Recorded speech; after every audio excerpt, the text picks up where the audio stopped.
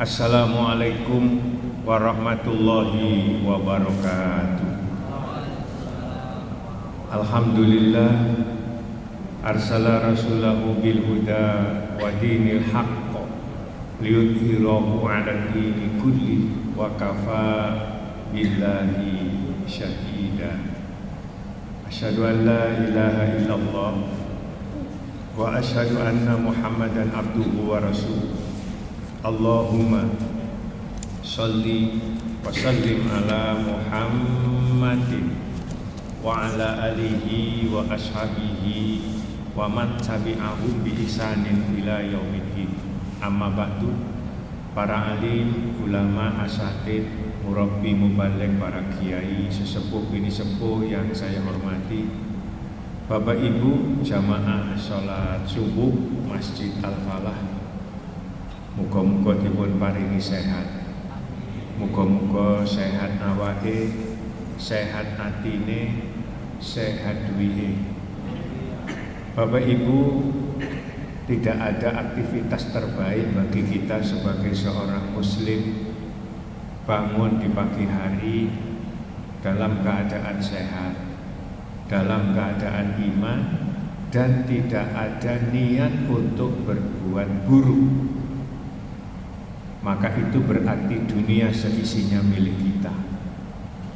Dan alhamdulillah pula kita dijadikan oleh Allah sampai hari ini.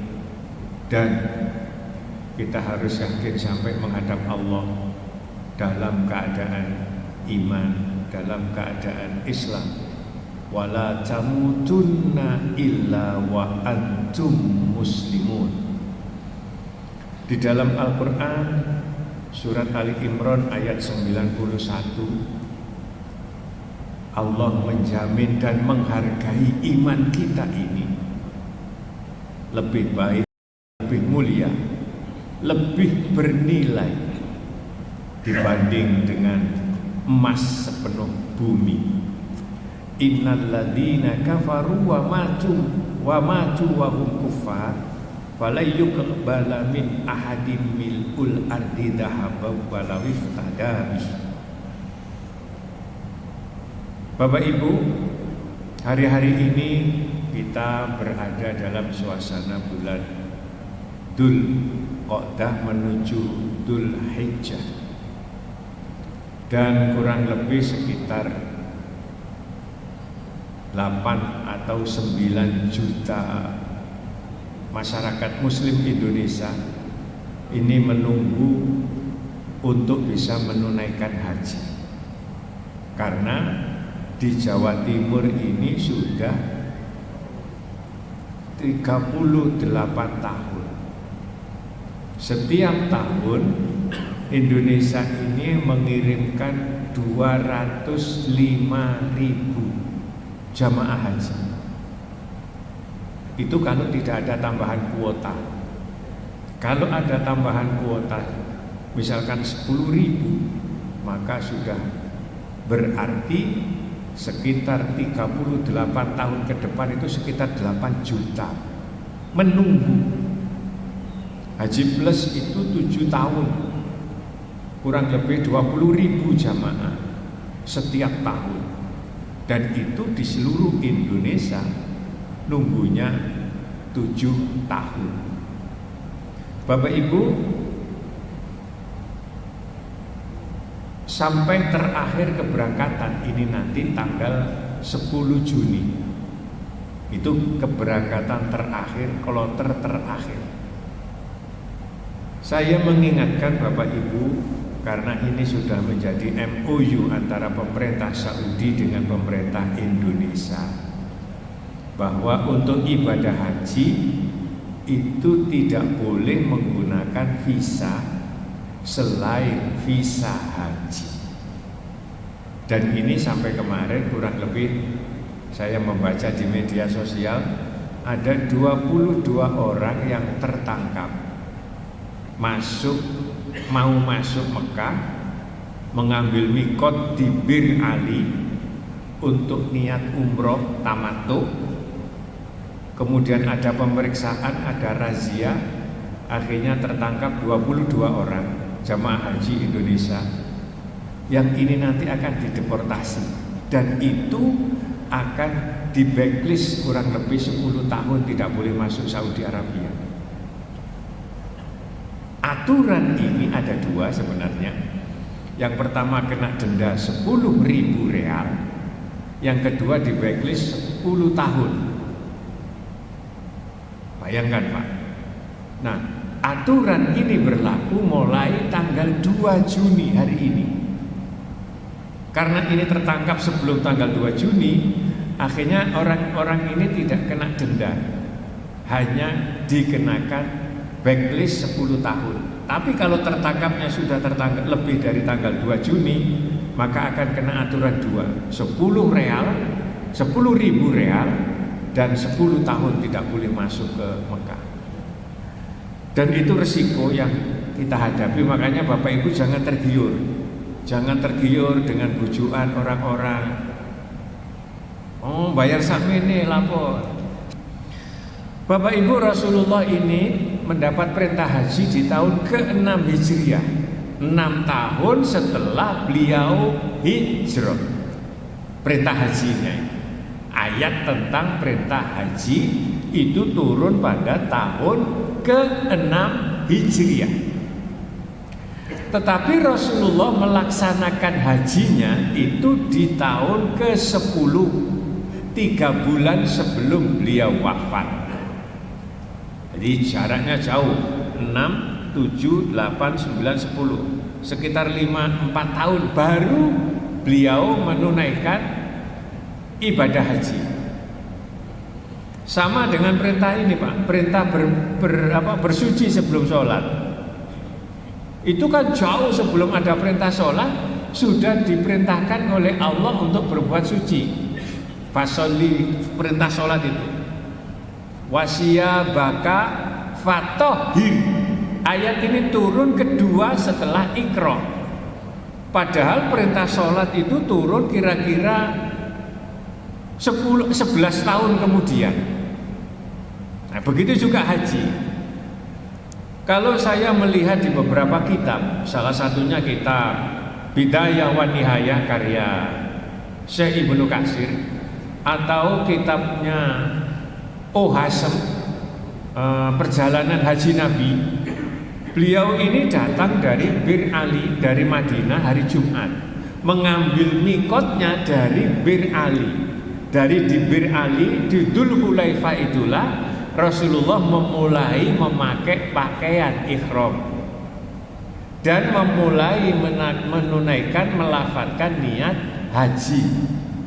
Itu dimulai dari Dzul Hulaifah atau yang kita kenal dengan istilah Bir Ali. Bir Ali itu singkatan dari kata Bi'run Ali. Bi'run maknanya sumur, Ali adalah sumur yang dulu Ali membuat sumur di situ yang kemudian diwakafkan. Tapi orang Arab bilang Bi'run Ali itu sulit Pak. Akhirnya populer sampai hari ini disebut dengan istilah Bir Ali. Rasulullah ketika sebelum berangkat haji itu sudah mengumumkan lebih dulu, sehingga berangkat dari Medina ini kisaran beberapa ratus orang.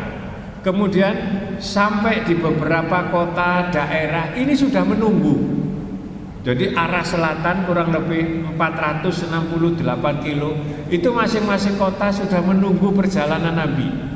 Sehingga sampai di Mekah, jadi yang dari barat nunggu, dari selatan nunggu, dari timur nunggu. Tanggal 8 Dzulhijjah itu para jamaah haji baru kumpul di Masjidil Haram dari masing-masing penjuru. Nah, kemudian terkumpullah jamaah haji kurang lebih 110.000, ada yang bilang 112.000, ada yang bilang 114.000, ada yang bilang kurang lebih 124.000. Dalam jumlah besar ini Pak. Tanggal 8 beliau sudah sampai di Mekah, kemudian menjalankan tawaf qudum. Setelah itu beliau berjalan bergerak menuju Mina. Para sahabat-sahabat yang lain yang tidak membawa hadiyu, tidak membawa korban, maka disuruh melaksanakan tawaf qudum. Yang melaksanakan, yang membawa korban, mereka disuruh menyembelih, kemudian melaksanakan haji tamattu, umroh dulu. Kemudian sesampai tanggal 8 bermalam di Mina, setelah sholat subuh, beliau kemudian bergerak menuju bumi Arafah. Kemudian beliau mampir di sebuah rumah milik Namirah, seorang perempuan janda. Kemudian tempat ini kemudian dibangun sampai hari ini sebuah masjid besar, kira-kira sebesar Masjid Al-Falah ini, kurang besar, diberi nama Masjid Namirah. Nah, Masjid Namirah ini yang separuh itu masuk Arafah, yang separuh lagi sudah bukan wilayah Arafah. Sekitar jam 9 barulah kemudian beliau bergerak menuju sebuah lembah namanya lembah Urona. Ada yang menyebut lembah Arona. Di situ beliau menunggu sampai masuk waktu duhur. Begitu masuk waktu duhur, beliau kemudian melaksanakan sholat duhur dan asar jamak qashar. Kemudian beliau ketika itu sesudah masuk waktu duhur, beliau memberikan khutbah. Apakah hari itu kemudian sholat Jumat? Tidak. Loh, apakah hari itu tidak ada sholat Jumat? Sudah ada. Walaupun Nabi itu hajinya hari Jumat, beliau tidak melaksanakan sholat Jumat. Sholat duhur tetap dan sholat asar tapi di jamak qashar. Nah, ini juga menjadi syariat, Pak. Oh, nek ngono awake dhewe nek musafir, nek lagi musafir, kemudian kita di tempat tersebut boleh tidak melakukan sholat Jumat, tapi tetap sholat duhurnya wajib. Setelah itu beliau kemudian berkhutbah. Kira-kira khutbahnya Nabi itu pakai mimbar apa enggak? Waktu haji enggak ada. Lalu terus duduk di khutbah. Rasulullah duduk di atas punggung unta. Untanya itu betina, namanya Qaswa. Unta ini dulu diberi oleh Abu Bakar ketika mau hijrah, tetapi oleh Kanjeng Nabi dibeli.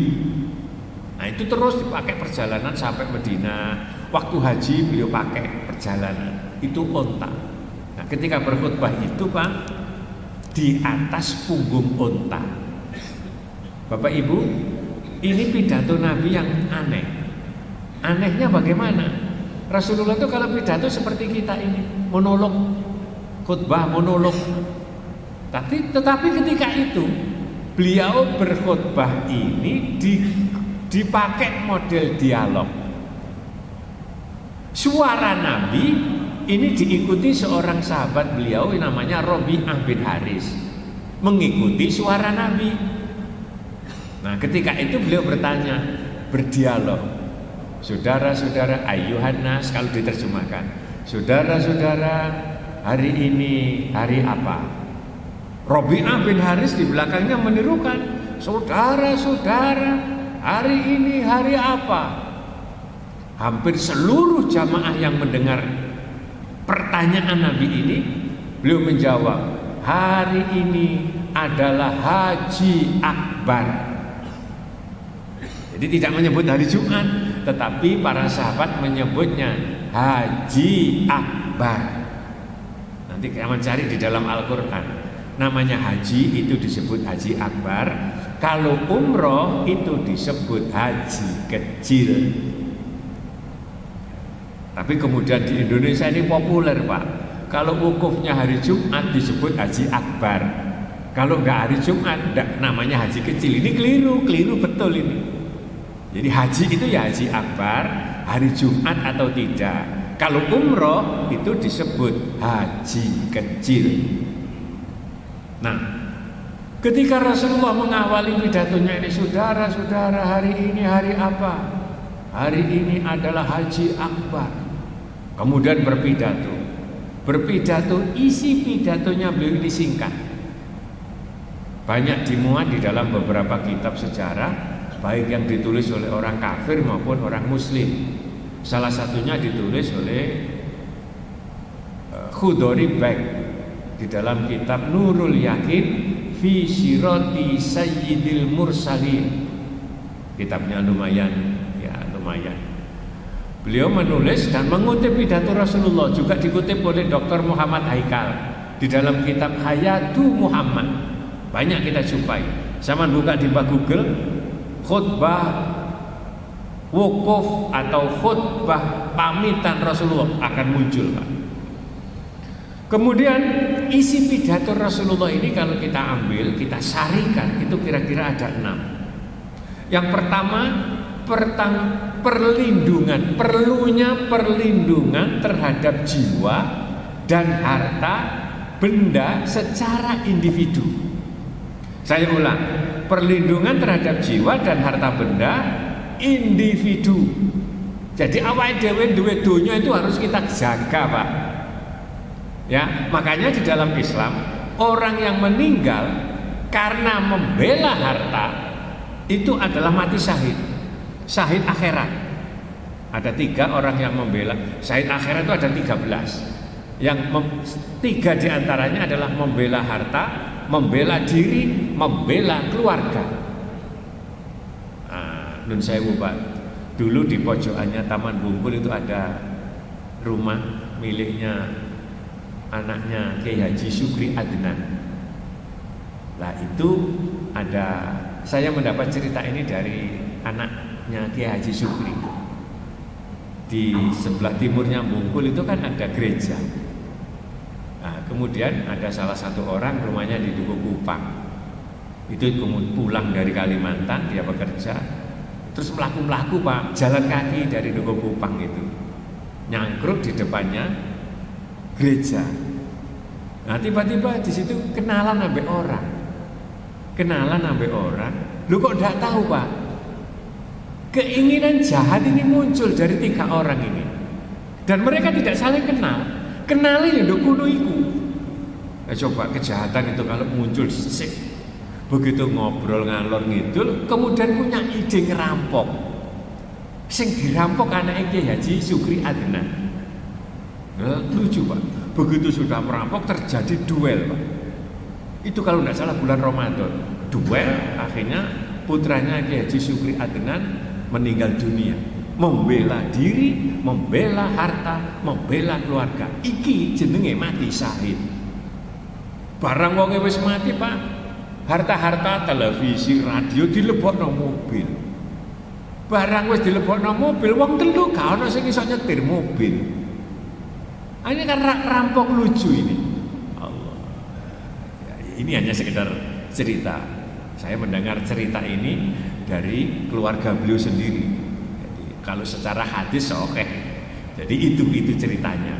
Nah, ini yang disebut membela diri, membela harta, membela keluarga. Itu mati syahid. Tapi bukan balas dendam.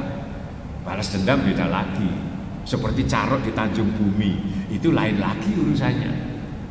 Kemudian yang kedua adalah persamaan hak antara pria dan wanita.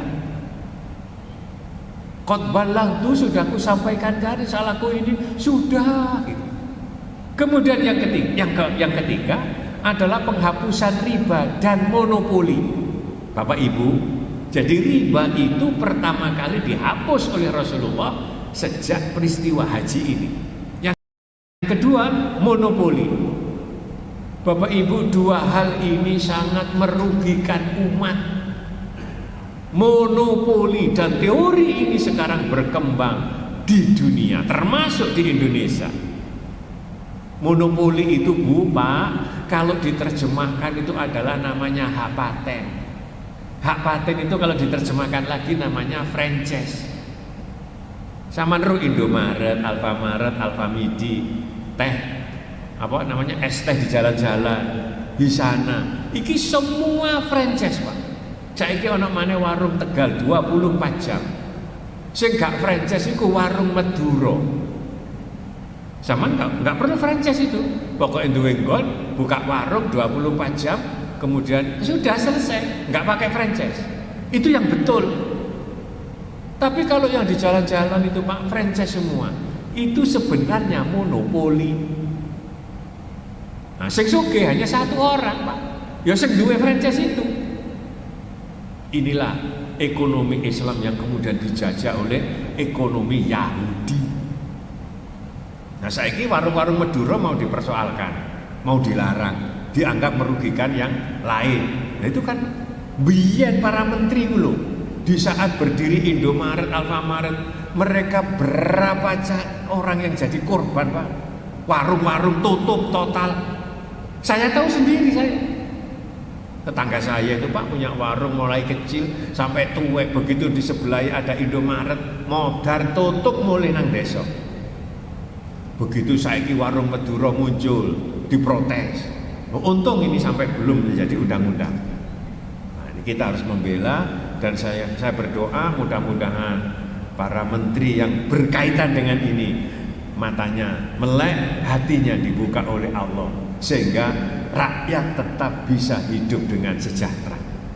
Lalu yang nomor 4 adalah persaudaraan sesama muslim. Ini kudu dijogo. Orang Islam itu, Pak, gak iso rukun. Saya pernah haji tahun 2000, haji kedua itu, seingat saya 2004. Nah, kula ngaji waktu itu bareng karo almarhum Kiai Haji Soleh Qasim sepanjang. Beliau memberi pengajian nanggone Mina. Beliau membaca satu hadis. Hadis ini juga dimuat oleh Syekh Imam Nawawi di dalam kitab Riyadhus Shalihin. Umat Kanjeng Nabi niku diuji kali Gusti Allah biyen. Diparani Jibril, "Muhammad, ada apa? Umatmu akan kami uji atas perintah Allah." Diuji apa? Akan kami uji, kami datangkan api dari langit. Loh, jangan. Itu nanti umatku akan mati semua. Ya wes, kalau ndak mau, akan kami uji umatmu Muhammad. Apa? Akan aku beri musim kemarau selama 7 tahun. Wah, ya jangan. Nanti umatku lah mati kelaparan. Muhammad, ini yang ketiga, yang terakhir, dan kamu tidak bisa menolak. Apa? Umatmu akan aku uji seneng tukaran. Seneng tukaran. Makanya, Pak, di mana-mana orang Muslim senengan tukaran ya. Urusan masjid itu tukaran. Nggih.